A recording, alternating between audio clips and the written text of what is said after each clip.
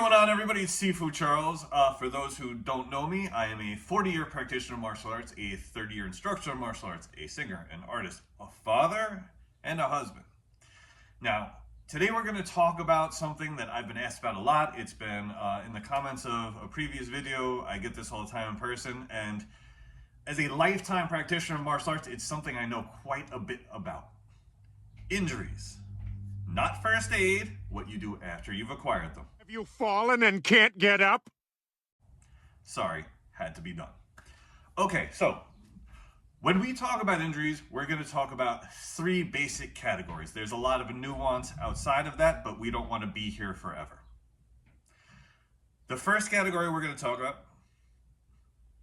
So these three categories are going to be minor injuries, which means strains, minor sprains, cuts, bruises, nothing that's going to take you a really long time to recover from, and nothing that's going to take you really truly out of the action. The second type of injury we're going to talk about is surgeries, major illnesses, things you're going to recover from, but it's going to take you a minute, and there may be a long involved recovery process that probably will involve professionals. The third type of injury we're going to talk about, of course, is the doozy. And this is the one I've had a lot of people approach me about really recently. I don't know why. Is permanent injury, which is really serious, and we'll get into my thoughts on that. And luckily for myself, I don't yet have personal experience with, but I do have a couple of injuries that later in my life could result in a permanent change. Okay, the first type of injury, I'm experiencing two right now. I have a pretty serious degree of tennis elbow, and I pulled my hamstring. Both a result in the contradictions of my two modes of training right now, but that's going to be another video. So what do we do? When we're talking about something like a pulled muscle, tendonitis, something like that, the most important thing is pain is good. And I don't mean be a tough guy. I mean pain tells you what you're allowed to do. So especially if you're going to continue training, do not take painkillers before you train. The pain is your guide so you don't injure yourself worse. We don't want to make things worse, so we listen to our bodies, we listen to our pain, and it tells us where to go. You must listen. That doesn't mean don't approach the pain, especially with tendon issues or pulled muscles. It's important we keep moving. So in the case of torn or pulled muscles, we don't build a lot of scar tissue in one place. We work it out. We loosen the muscles around it that contract to protect it, things like that. So the important thing is use pain as your guide, approach moderately, but keep moving. And please, if you're in a class, inform your instructor what's going on. If they're any good, they'll help you with it. Important note, when we're talking about joint pain, that's a whole different story. That's a little more nuanced. Again, if I'm getting a little tennis elbow, but it's this pain down here. If you're getting sharp pain in a joint, I'd lay off for a little while, maybe get some professional help. That might fall under the next category. I don't know. I'm not a doctor. Now, also under this category, I consider things like a broken knuckle, possibly a broken toe. That's where it gets a little more nuanced. That all has to do with your ability to manage your pain, your level of understanding your body, and your ability to modify exercise. Myself, with my example of my tennis elbow and my pulled hamstring, I keep stretching. I'm working through the first one. With the tennis elbow, when I'm in the gym or doing form, I've modified the movements so I don't aggravate it. So when I do curls, I do specific curls where I am not using an easy bar and it aggravates that. I make sure to do things like strict bar curls where I keep my pinky supinated and I don't activate that particular ligament or tendon. So that's the real key. If you have a coach and your coach knows what they're doing, they'll hopefully be able to work with you and get you around these things and get you recovered as quickly as possible. So when we're talking about these injuries, again, we're talking about injuries that you'll recover probably within 2 to 6 weeks without any real problem. Another one I had recently, which lasted a while, but this could fall into the second list to you. A couple of years ago, my son he jumped out of my arms, pulled something in my shoulder. That was actually the original cause of the elbow, which still hasn't gone away. But being I could raise my arm completely over my head and there was only pain and not range of motion issues, I was able to rehab it myself because I knew already what to be done. Something like that, if you don't know what needs to be done, you should probably seek a professional. No, trust me, I'm a doctor. So, the second level injury, we're talking things like surgeries, breaks, major sprains, things that are going to require medical attention, a specific recovery period that you cannot mess with, or you will just injure yourself worse, and often a set type of recovery. These injuries, it's really important to listen to professionals, make it very clear of what your standard of exercise is, and figure out a timetable in which you can do the recovery. So a lot of that's going to be dictated by just the science. How long does it take for a bone to set? Usually around 6 weeks.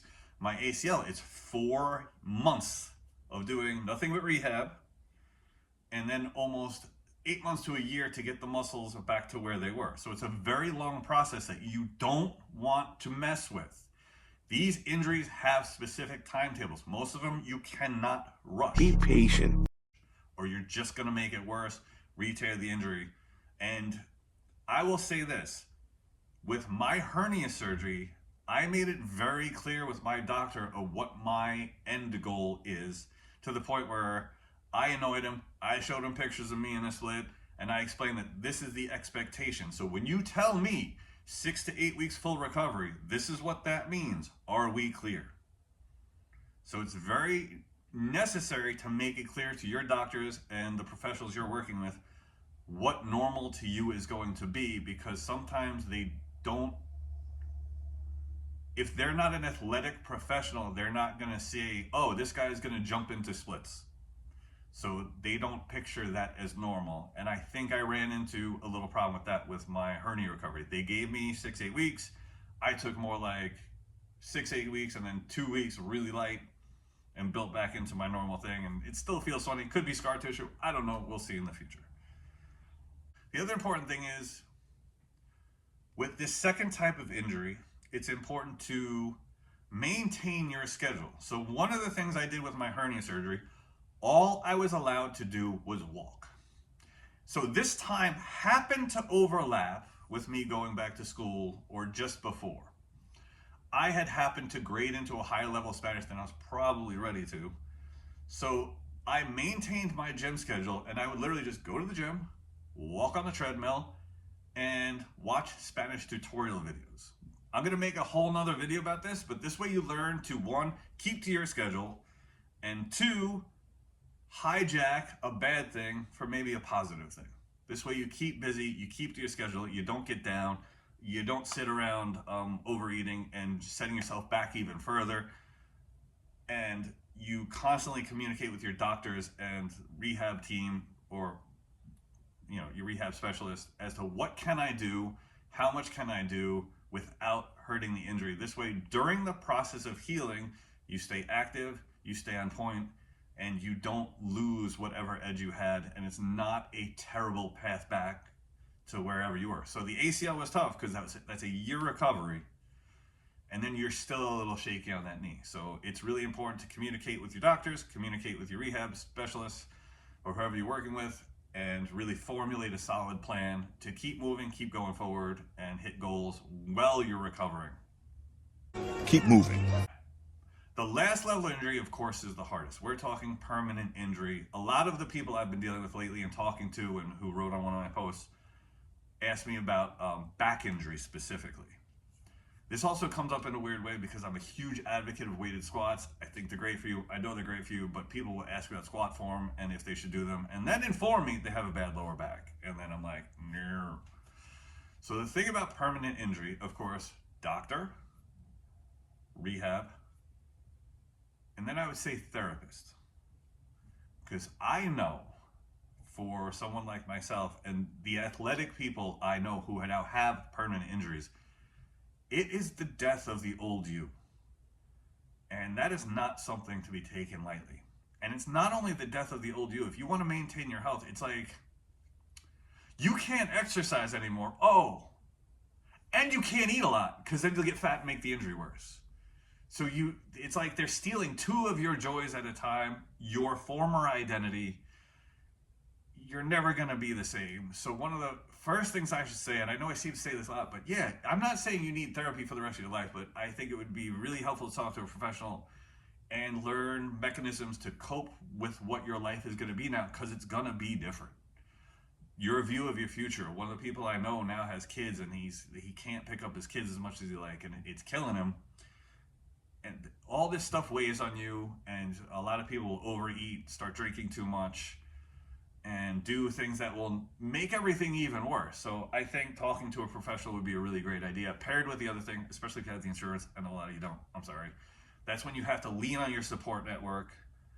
And then I will say this. If you have doctors that immediately say, oh, you have a bad back, don't exercise, don't do anything, find another doctor. If you have 5 doctors tell you you can't do anything anymore, maybe it's time. But if you, another person I knew with a chronic knee condition, it took 3 doctors to find someone that was willing to work with them and a rehab team to see, what can we get you back to? What's maintainable? I'll use someone else in my personal life. I don't think you watch these videos, but he has, both shoulders are gone, and he's like, what exercise should I do? I was like, probably yoga, because it's a very scalable form of exercise. So find out what you can do, where you can take it, involve your rehab team, and maybe some therapy. Because I would say the important thing is to just keep moving however you can, even if it's maybe not the way you would prefer. But this is why we have things like Tai Chi and whatever, because even if you're in perfect health, you're not going to be the same person for the rest of your life. So you need a place to go in the future. I mean, myself, this is why, I love Kung Fu and I love weightlifting. I don't love weightlifting. I love what it does for me. These are scalable things that I can do for the rest of my life. The Kung Fu, I can slow down the forms. I know Tai Chi, etc. Same thing, the weights. I'm not going to lift the same my whole life. I may have to modify it as I get older, but it's something I can use to keep me healthy for the rest of my life. But it will be dictated by injuries and whatnot. And I hope this is helpful. I hope this gets you in a mindset to move forward with any injury. I feel the most important thing when we're injured is do what we can and stick to our schedule until we can get past it. And if it's permanent, I would say do what we can and still stick to a schedule. And even if you can't do the physical things, fill that hole with something positive. Learn a new language, learn a new skill, start to draw, read more, but do it on a schedule to occupy yourself with those times that you would have free. Thank you for listening. Please like and subscribe. It helps a lot. I got a little traction on one of my other reels. I appreciate it so much. Let's keep it going, and I'll see you in the next one.